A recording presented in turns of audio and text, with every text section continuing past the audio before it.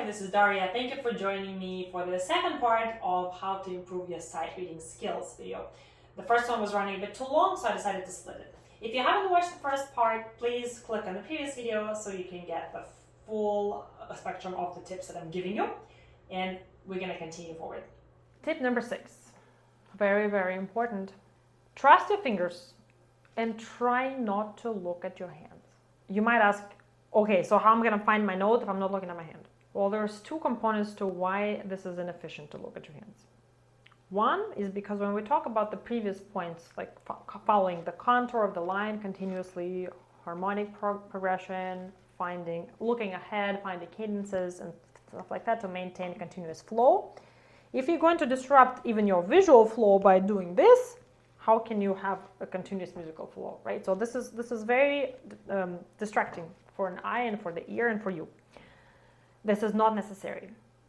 And when you are playing a piece that you're sight reading, you are not likely to have some kind of crazy jumps, I don't know, of crazy distances.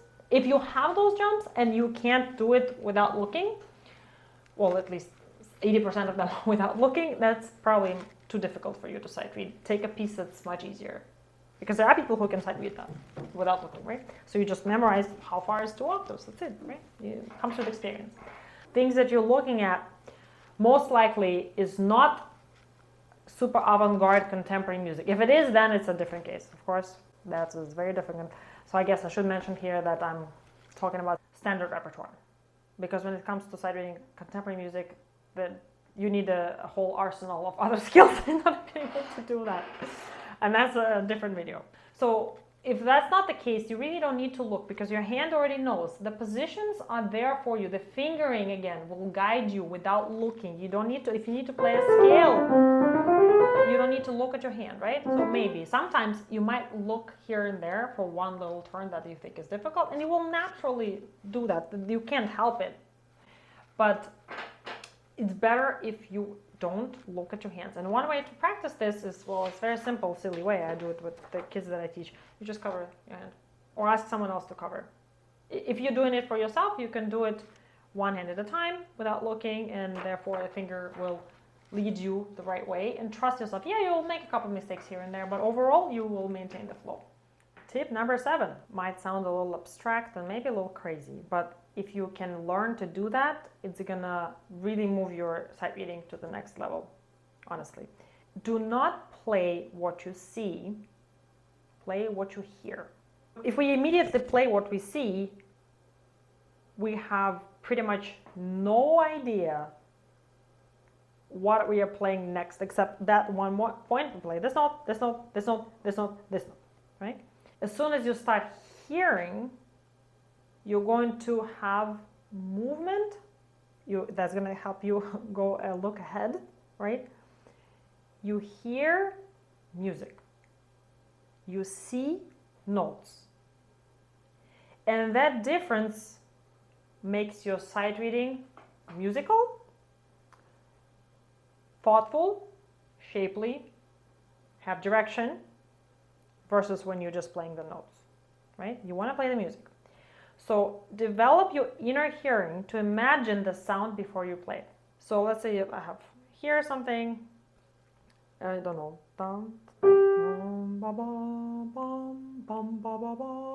I hear it, right?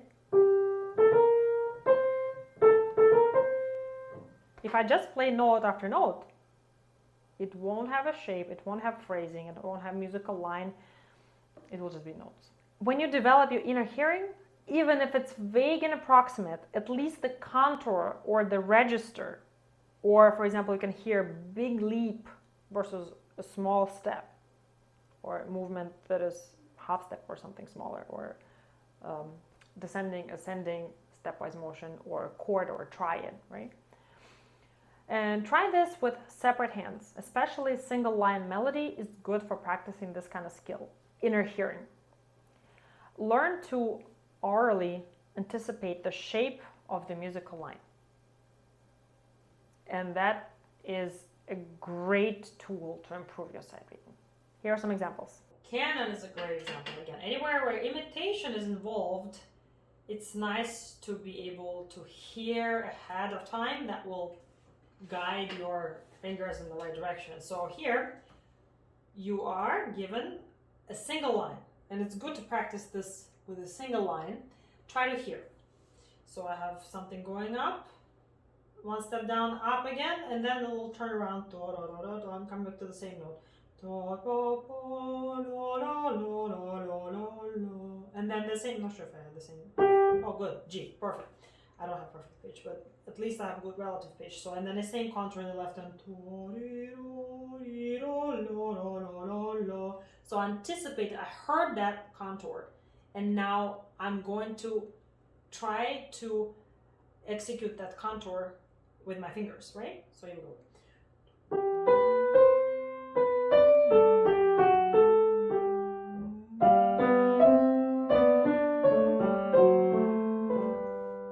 And I can also, sorry, I played both hands, but right hand simply has, that's not that hard. But I already anticipated the left hand, which is more difficult than the right hand here. And I got through because I already knew what I need to play ahead of time. Here's another example, and it's pretty much begins as if it were a single line. It's just split between two hands, right? So anticipate two gestures. One, 4 notes going up, and then 4 notes going down. And they are step by step. And then I have chord, note, chord, note.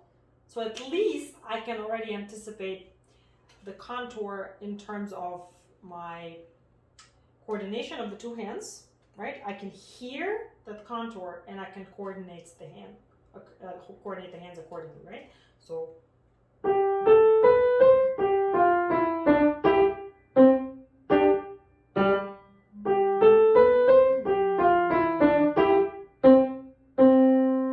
that way, I got 4 measures as a result of thinking quickly ahead and hearing the contour, and my hands follow what I just heard.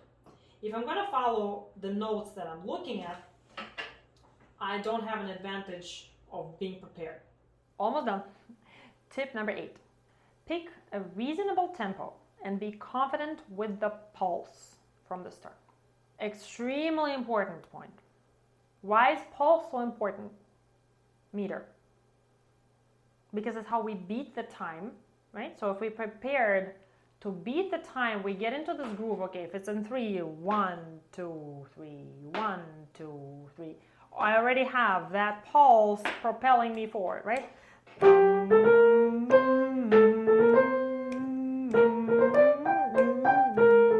Let's say, again, I'll give you the same example. If you're not confident what your pulse is, you're going to have trouble playing the right rhythm, obviously, and you're going to have problem with the continuity of the flow. You're not going to be confident in it. Heartbeat, the pulse, you're beating the time, and you're in the musical time. You're no longer just in time like you're 6 o'clock. You're also in the musical dimension of time. And it has to be confident and constant, that pulse, unless you have a meter change or tempo change. Also, when you have the pulse, you understand how fast or slow it is compared to the tempo, if there is a tempo change, if there's into ritenuto, or if there's a suddenly new tempo, you can adjust that, right? So best way to determine a doable tempo is to find the fastest note value and prepare that smallest subdivision of the beat. This way your tempo will be sustainable with any note values, and your subdivision will be precise and accurate when the rhythm changes from one beat to the next. If you move from duplets to triplets, for example, instead of bum, bum, bum, bum, bum, you have a 1, 2, 3, 4, da, da, da, da, da. You need to change to new subdivision. So we subdivide in a quarter instead of in 2, 1, 1, 2. When you're subdividing in 3, da, da, da, da, da, da, da, da. You need to do that at least a beat before you start the new triplets. Similarly, prepare for changing of meter, if there are any. And here are some examples. Let's talk about subdivision, right? If we subdivide each beat, here C is a common time, which is a 4/4, same thing. So you need to, your beat is a quarter note, and what's your smallest subdivision? it's a 16th note here, right? The smallest is the 16th, the shortest note. So to make sure that these notes are proportionally correct in relation to all the others, I'm going to go ahead and subdivide every note into the smallest. So instead of quarter note, I'm going to get 16th note. So instead of this, I'm going to get quarter, 16th. But this is a dotted quarter, so I'm going to anticipate 6 notes instead of this. Right? And then in the left hand, again, I'm just having that subdivision as a little like additional pulse. So your pulse is still the big pulse, but you also can have the inside. And that way you're prepared. And this is, if adagio, this is too fast for 16, so I'll say right? So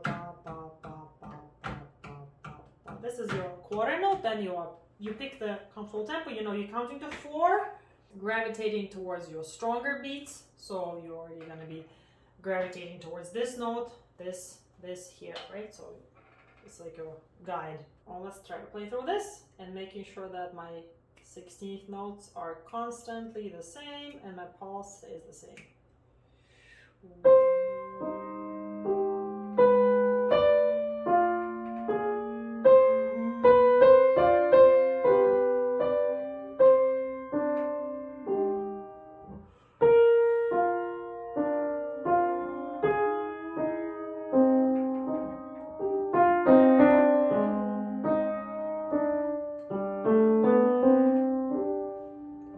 The other example is this famous Polonaise. And here you have this rhythmic figure which has a dotted 8/16th note. And then for that one to be exact, you need to subdivide the 8 notes into the smallest, into 16th note. There's nothing smaller than 16th. So instead of 1, 2, 3, I have 1, 2, 3, right? So that I get exact rhythm and I have a good pulse. 1, 2, 3.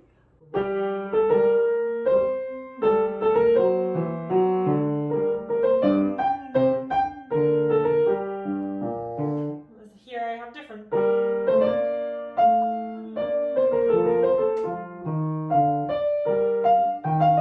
But regardless of the rhythmic changes, my constant quarter is there and my subdivision stays also the same. So my ratio of shorter and longer notes is always constant, the same. This is what's important, to keep the pulse and then the character, everything, rhythm falls together nicely. I'm going to illustrate that one more time a little bit more explicitly with the left hand creating that subdivision that I'm talking about.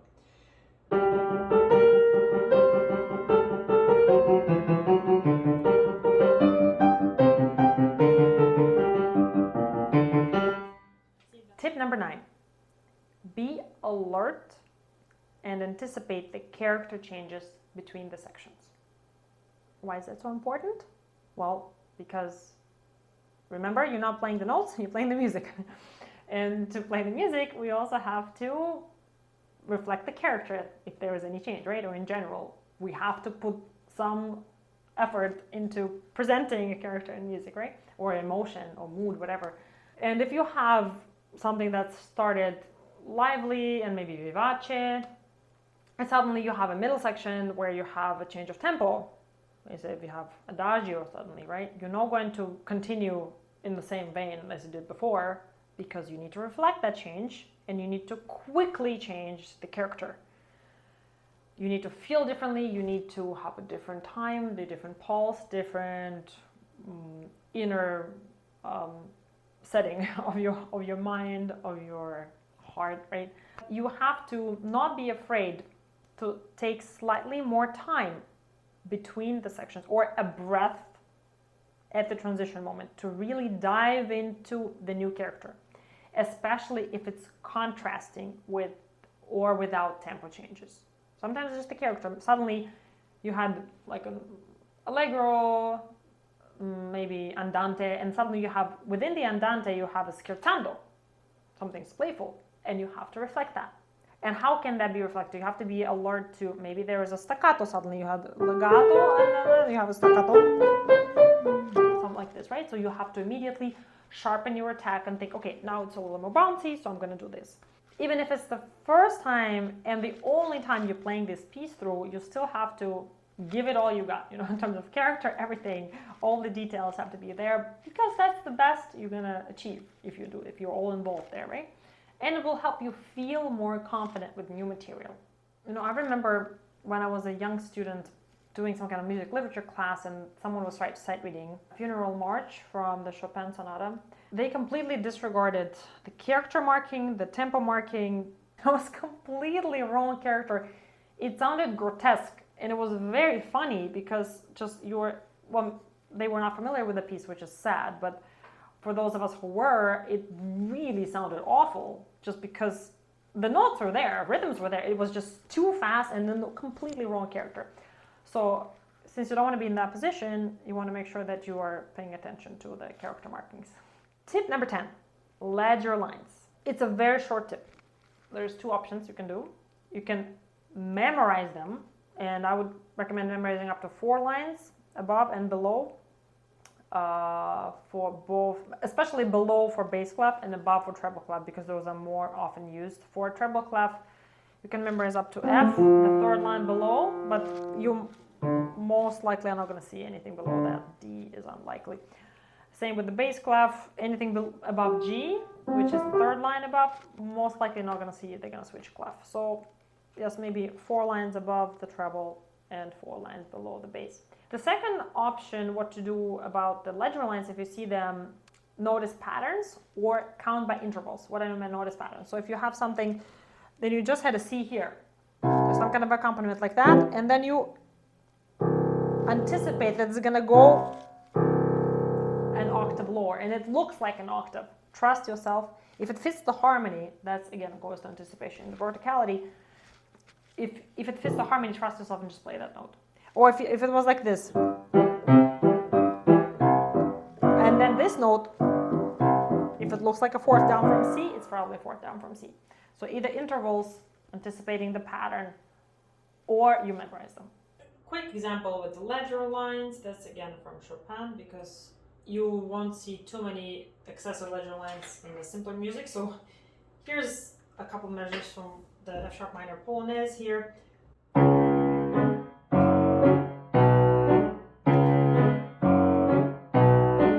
I don't need to count these ledger lines because I know the pattern is octave chord, octave. I'm going to focus on the fact that it's an octave, and I'm going to read only the note that's on top.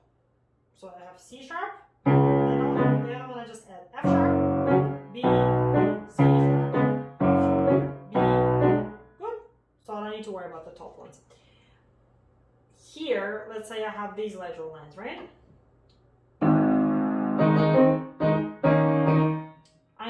I notice that intervallically, this is an octave. And then it just says the same ledger line, so I just follow it. Now here is something different. I need to span something. Well, because I'm so good with that intervallic rule, I know it's a 6th. How do I know it's a 6th? Because it's a large looking interval, and it's not as large as an octave, but it's line to space, or space to line to space, space to line. Those are 6. Those are even numbers, and since it's a large one, it's a 6, right? Plus I have a confirmation. I know up to 3 ledger lines. I know this one is G, and this one's right above, so here you have it. And the last tip, number 11, I decided to include it because it's also important. Do not disregard rests. If the rests are there, try to do them to the best of your ability. One, they will help you breathe. They will force you to remove your hand and restart a new phrase. So even if you were so nervous before, you forgot about phrasing and shaping and everything, it will force you to exhale and get a new phrase going. And also it will, in case you had chosen the wrong fingering for some reason, you don't have to continue being stuck to it because you can restart by having a rest and start with the correct fingering. Thank you so much for watching. I hope you found some of these tips useful, and please leave me comments below if you have any other questions or comments or suggestions. Thank you for watching as always, and stay tuned for more videos. Bye!